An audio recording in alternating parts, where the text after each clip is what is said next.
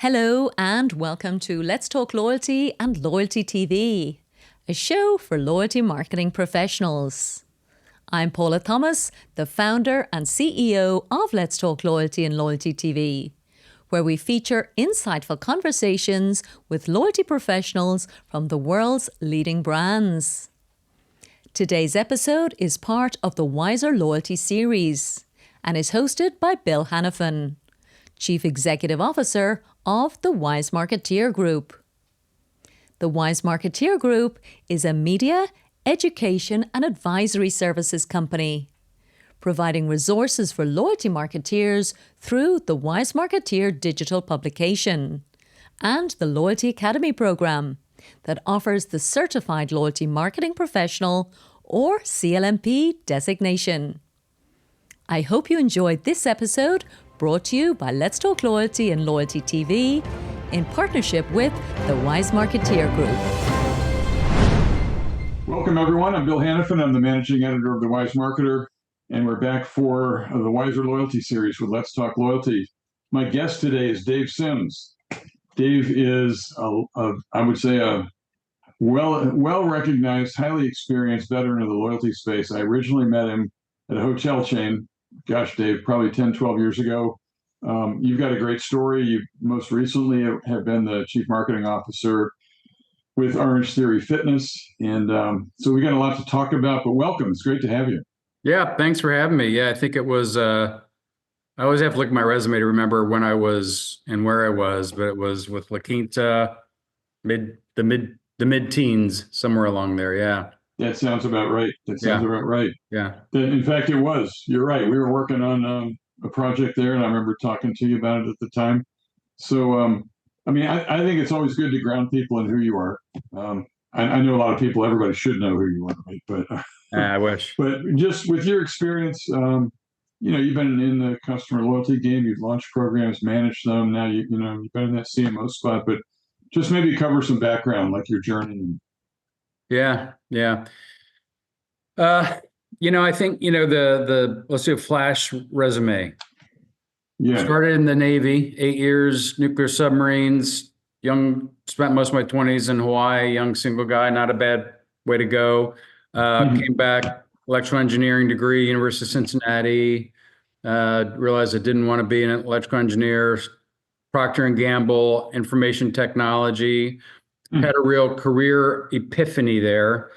We started a project, laundry services business down in Atlanta, and it was the first time, P&G is usually twice removed from the consumer. This was 1 degree from the consumer. We come to your house, pick up your clothes, bring them back 2 days later, and I got to build a lot of order shipping, building the website, a lot of things, but I was almost always apologetic. I'm not really the business guy, not really the technology guy, but we built a little CRM program. And so we, after 2 dry cleanings, the behavior that people understand, we'd give them a free wet cleaning, the stuff people put in their washer and dryer, because we knew the business wins when we get the full share of the laundry basket. And so we tested this CRM program where up and to the right means we have the full share of the laundry basket, where we know we have that when we had, we knew that when we had the wife's intimates, the bra and panties, and we would move them up the laundry basket with, the different offers. And it truly was an epiphany of this left brain, right brain, what's the creative look like? How do we deliver it? How do we measure it? And it was this, maybe I don't have to be apologetic that I'm not necessarily the business technology guy. It's this thing in the middle that I really like this measure today, what we did yesterday. How do you change the creative? How do you, measure what you did? And this being 1 step removed from the consumer is where, my brain resonates. Luckily, this data-driven marketing had legs back in the year, 2000. Right. The irony there was we couldn't really make that business work. It was kind of the dot-com bubble bursting. We built technology to go into 6 cities in 6 months and all these things. Anyway, sold the business off, went back to P&G, and I decided retail is the place you can do that. Found my way up to DSW Shoes. Spent time at DSW, went to Toys R Us, went to GNC, went to LaQuinta where we met, went to Nordstrom, went to Proactive Skincare, ended up in Austin where I am now with Orange Theory, a franchise of Orange Theory, and that's where we are today. So kind of growing roles with, heavy on the customer marketing and then into the with proactive, more overall marketing, and now the full, funnel with Orange Theory. So a lot of really cool stuff with all those companies, but just, heavy on the, the kind of customer growth marketing across all those different industries. Right. So remind me if I forget, but I want to ask you about the distributed sales environment. So it's so different what you worked in maybe with Proactive versus a GNC versus that laundry business you talked about. So we'll get back around to that because there's some complexities there that are interesting. Yeah. But it sounds like our backgrounds are different, but our stories have a common element. It's that we like measurement. We like, I always tell people I wouldn't have been a very good ad agency person because I to put it out there and see the campaign, it's beautiful, but I really like to be able to look at the spreadsheet and see what my ROI is. So it sounds like you're a lot the same way. Yeah. When I see people bragging about awards that they've won for ad campaigns when I know business is not doing well, it hurts. It hurts. I'm with you. And it just means a lot of times you suffer because you're the, but I can quote the KPIs from all those businesses. And but that's the first thing I look at is what are the KPIs and what are we doing to grow them? How do you break them down? What are the, but that's the way the brain works. Some people love it and you thrive and some people don't. And that's just, it truly was, this is how my brain works really, really well. Mm-hmm. Yeah. So here's interesting. When did you first use the word loyalty, the L word? Because it sounds like when you were in the laundry business, it sounds to me like you discovered the trade, so to speak. You just weren't calling it loyalty. It was, you were trying to find the CRM system and trying to identify people and increase value, get increased wallet share. But when did that become like in your consciousness that you were actually in the loyalty business? Yeah, not till when I left P&G and went up to, at the time, it was a company that was DSW, Value City Department Stores and Filing's Basement. So that's when it was, DSW had a bona fide loyalty program. So we did work to, the work then was to build, they each had outsourced programs. The work was to build, we built a Teradata data warehouse and all the email, the direct mail, all the stuff to run the stuff internally. So it was actually, I had hands-on running the DSW program from an internal kind of business intelligence. So that's when I became a loyalty program operator. Okay. Yeah. Okay. Yeah.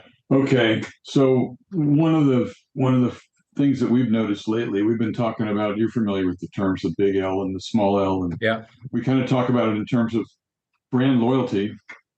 It's important. The loyalty program is kind of how we seem to connect in this business. If you go to a conference and it's a loyalty conference, almost everybody's talking about their loyalty program. And the interesting thing is that there's a little bit of a disconnect at times because the program can be siloed in the marketing department. And then somehow you have seemingly the important people up here in the CMO suite. And they say, listen, I have a lot of responsibility. I'm responsible for brand loyalty, the enterprise level. And you guys are running that program, keep it going. Good job. But we're seeing a shift right now. We're seeing that to almost do better in the programmatic area, you have to find a way to elevate the whole conversation to the brand marketing, and there's some real strong connections, between the two. But how are you seeing this shift going on today, and what's kind of your perspective on it to be successful? Yeah, I think, I never knew if I'd become a CMO or if I'd stay in the loyalty CRM space. I had a drive, I've always had a drive to grow. I really like learning new businesses, and Yeah. but my best partnerships inside all these companies were, and I would encourage everyone who's in these roles is, certainly within the marketing department, you have to make friends, but it's a role of influence. So the COO, the CFO, those are the people that and it's not a phony make friends with, but if you've got to convince someone the importance of these programs, and you're right on the big L, little L. I've got to work, DSW, Nordstrom, Orange Theory. These are loyalty companies. These people are loyal. I Right. got quoted one time speaking at some, like an email conference that was, if you can't run a loyalty program at DSW, you shouldn't be in a loyalty business. People are loyal to these companies, and so should we even call it a loyalty program, or just call it a get people to shop more program, to be blunt about what's the goal of this program? Right. That's why every place I've been, talked about in that laundry business, up and to the right, you figure out what up and to the right, what are your most valuable customers doing? Are you trying to get another trip out of them, or grow their basket, or, whatever it is that you're trying to do? These days it's, through influencers or whatever else it is. But, Yeah. At Orange Theory, we've got people that get the tattoo, get our logo tattooed on them, but they still get frustrated with us. They still leave. They still, there's still things that happen that they leave. So I think it's still long-winded answer. The loyalty is always fighting for dollars. In the hotel business, LaQuinta, in the whether it's a hotel, or like airlines, those are self-funded programs, as that. 5% at LaQuinta of every stay, if it's a loyalty stay, is the top line of that program, and you spend up to that. So you've kind of got your own budget for the program, but still the CFO, when you're talking about aging the points and all those sort of things, they have to believe that the program is a positive part of the finances of the company. You've got to be the truth teller of the program, always on, always talking about the program, because I don't think anything's changed in the world where budgets are huge these days. And, if you're doing direct mail, that always seems like the kitty for the budget out there, where, what can we cut this month? Direct mail. So I just think I don't believe that the retention side always feels like that's going to get cut before the acquisition side. I don't think that's changed. Oh yeah, that was the question I was going to ask you. There's always that tension because I've been spending a lot of time reading earnings call transcripts, and sometimes I'll just search for the ones that say they're on a mission to be customer centric. Great, but then I'll look through and I see a lot more talk about the acquisition programs, and not as much talk about, little dismissive talk about the loyalty program. So I wonder why is there that continual tension? Because the economics prove out that loyalty works and it can create massive value, but we tend to go back to acquisition all the time, don't we?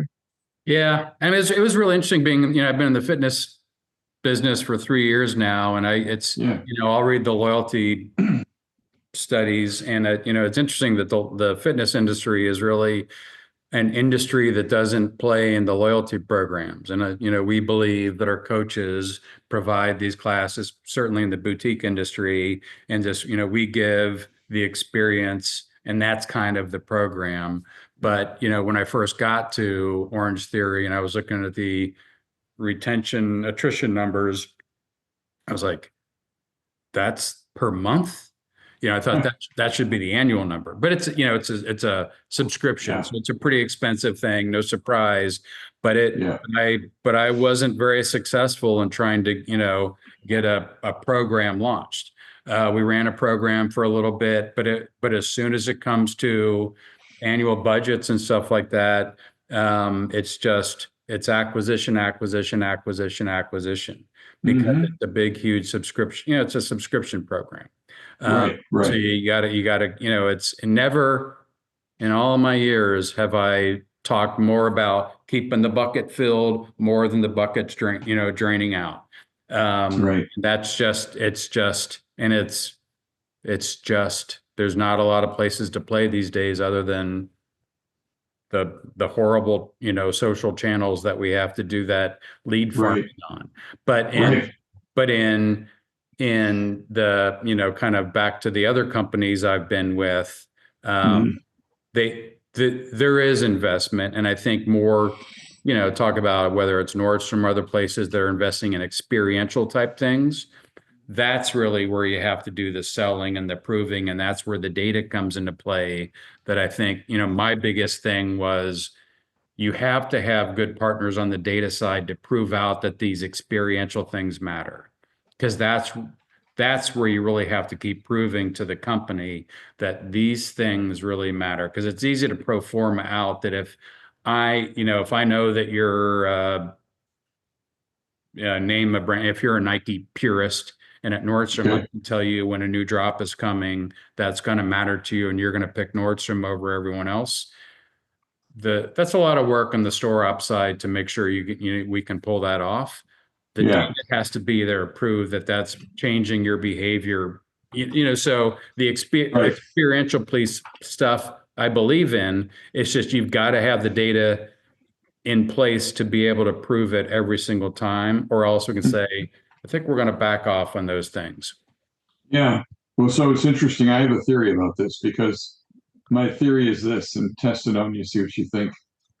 Acquisition campaigns don't come with a lot of after action requirements. Like you run the acquisition campaign, and whatever the result is, new customer, first purchase, you hand them off to the stores effectively, and then maybe they're just sustained by some, mailers and discount email and things like that. But when you run a loyalty program, it comes with massive overhead. You're making this giant commitment, right? Put a big bet on the table, and you're saying, I'm enrolling you.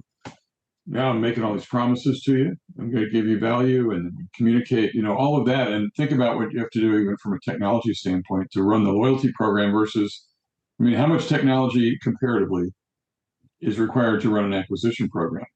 Yeah. In ESP or, in a good creative department. So I don't know, are you buying that, or do you look at it differently? I buy it. And I think there's I agree with you. And it feels like, we set the precedent before that we're both not necessarily on the brand acquisition side.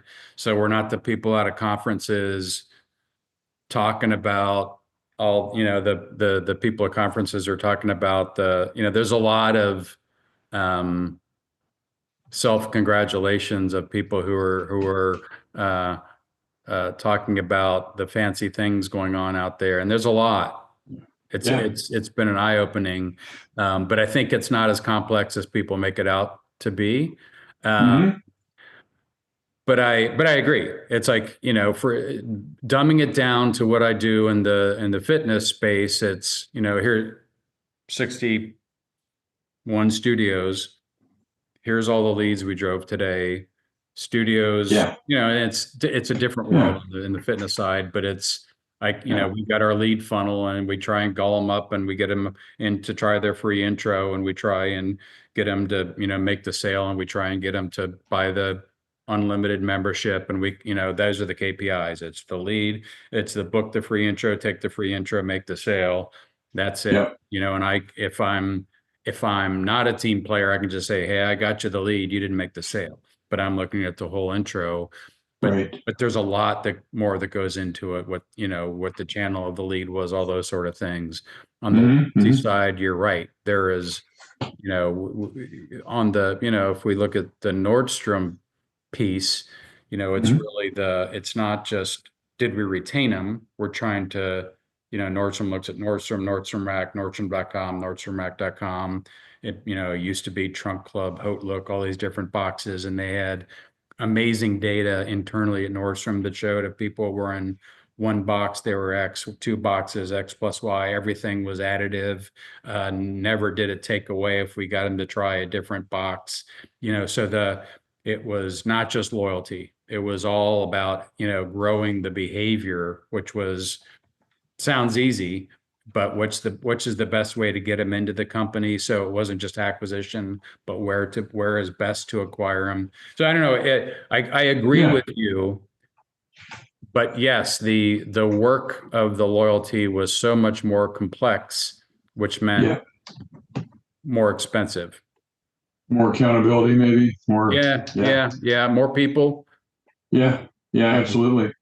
So I talked earlier, you mentioned something about experiences a minute ago, and I talked to the founder of a company called Clickatel. It's a South African company, but they're one of the leaders in these conversational commerce, these chatbots. So conversational chat. Come a long way. He surprising to me, he had started this company much before I'd even heard the term conversational commerce. And as a consumer, we were talking about what it was like, but he made the comment in the course of the conversation that customers are loyal to experiences, not as much to the brand. So and I think what he went on to explain a little bit, you could have lots of places to buy your fitness wear or your biking gear or whatever it is online, but it's when you go to that chatbot and you're asking about sizes or colors or availability or something, that experience right there, and what he's able to do is he has payment in the chat as well, so it takes you right through to purchase. So it was pretty good, convenient, time saving, and all that. But how do you feel that way too? Because here's another tension: is customer experience, customer loyalty. It's always customer engagement. We throw these terms around, but it seems like right now the customer experience really is important. Like that's almost maybe the most important thing that leads to loyalty. How do you feel about that? Yeah. I mean, I've been doing this a while, and I think that if we were loyal to brands, Toys R Us would still be here, Radio Shack would still be here. But I completely agree that, people talk about I was reading again, talk about, I just saw another post about,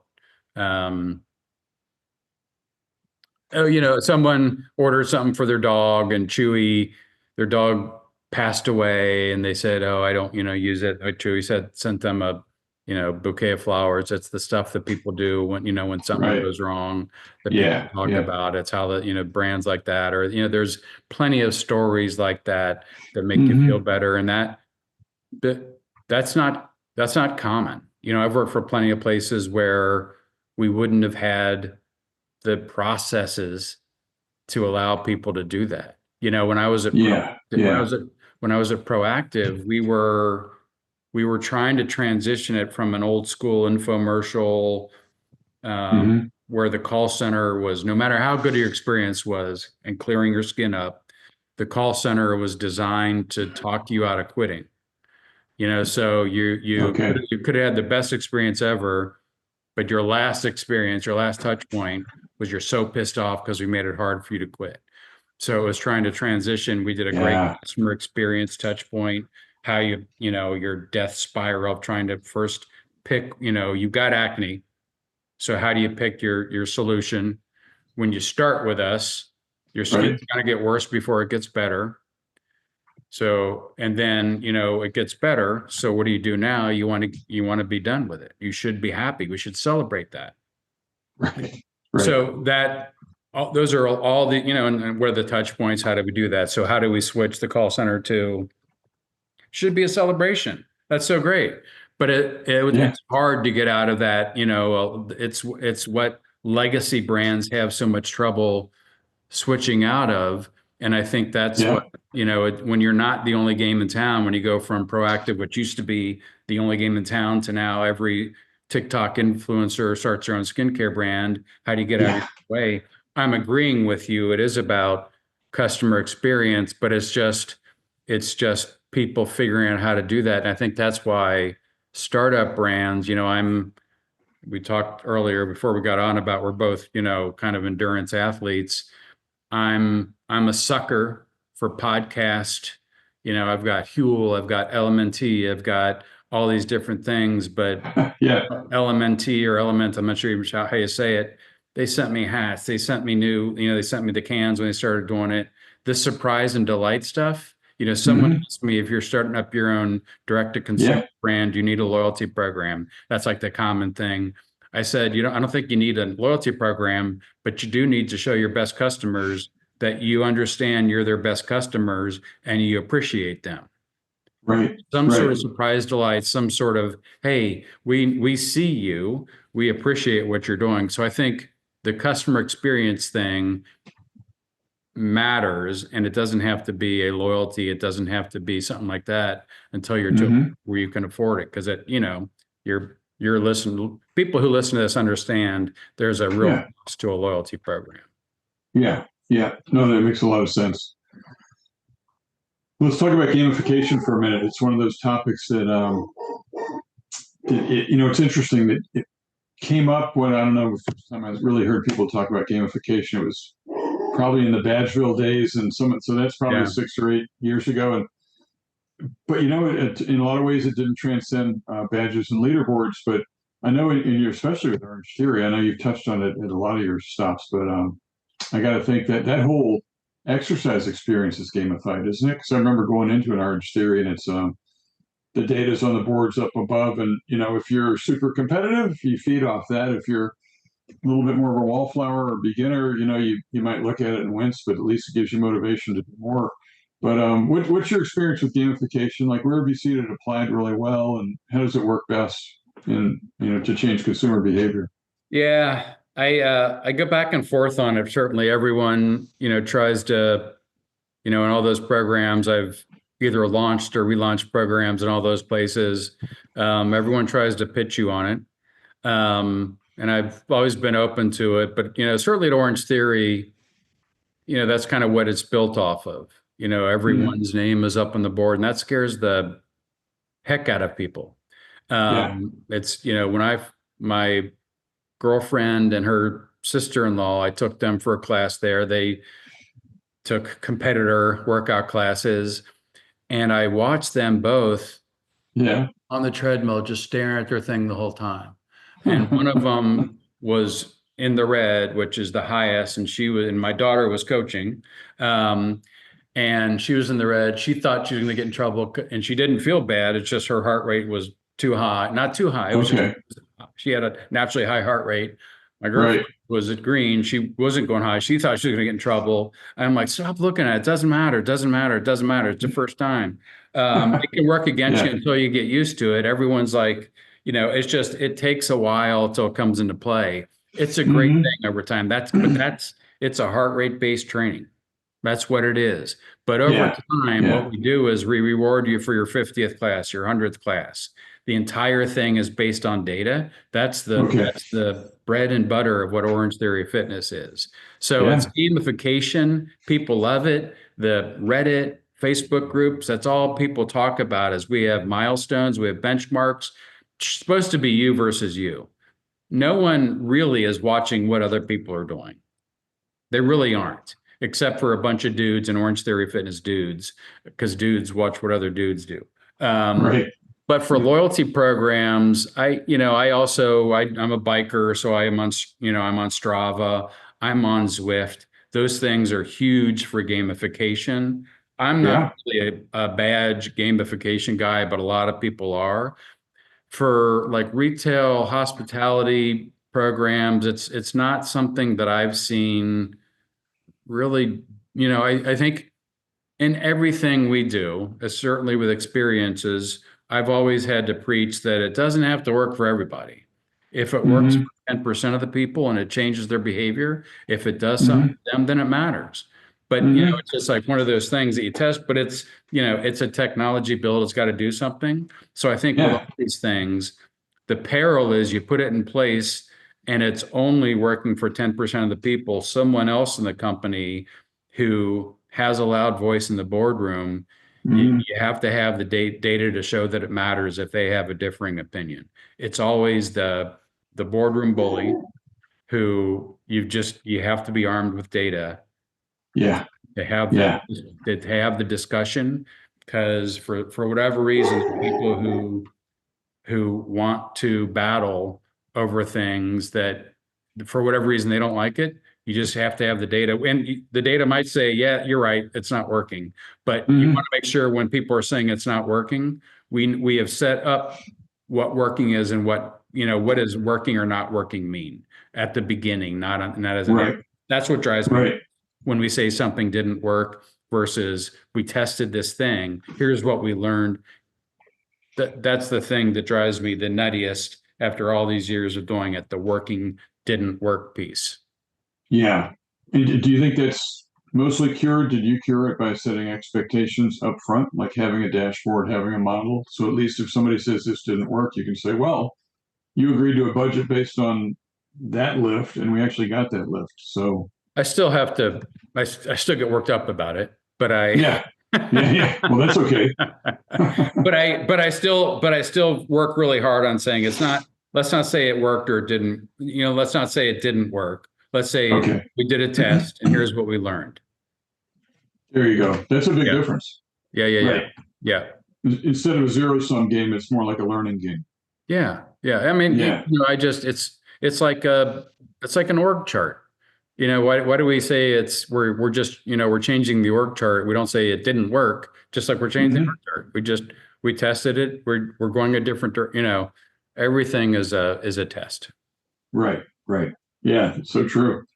So let me ask you, we like to ask everybody a similar question, but curious with through the course of years, your experience, is there one example, could even be from your personal life, but personal, professional life, that just defines customer loyalty to you today? I know you mentioned one example earlier, the Chewy rewarding, but is there anything that stands out on you? Like, boy, when I saw that brand do that, I realized like there was an epiphany, or I realized that was something that would work. Yeah, I mean, we talked about all the racing and everything, and I mean, I've been doing triathlons forever, and I've started doing Ironmans.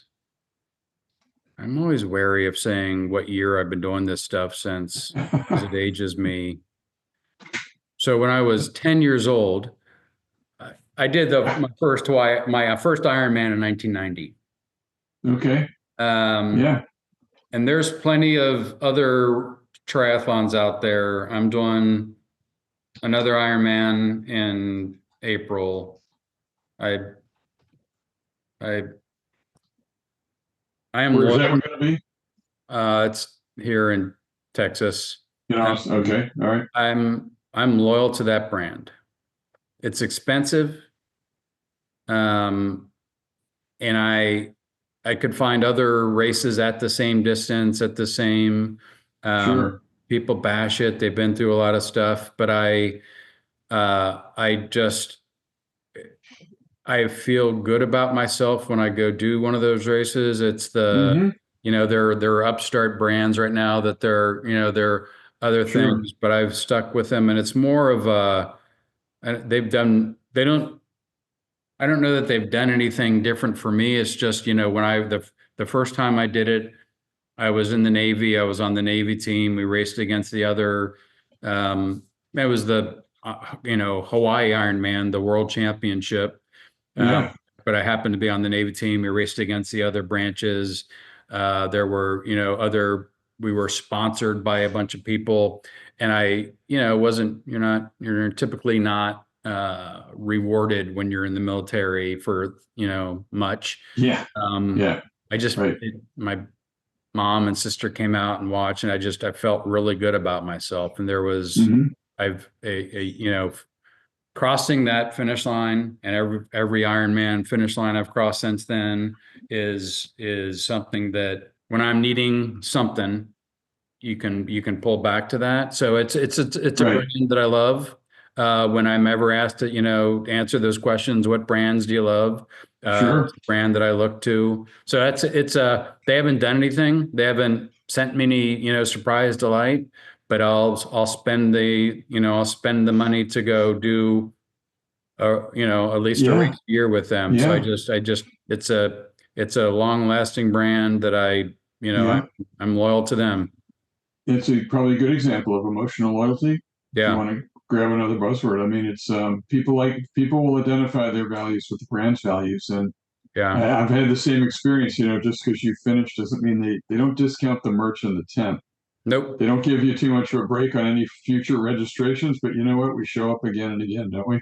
Yeah. Yeah. And I don't like even the one in April. I think my daughter goes to Clemson, and I think her ring ceremony is that same weekend. I might not be Okay. able to do it, and I probably won't get my money back.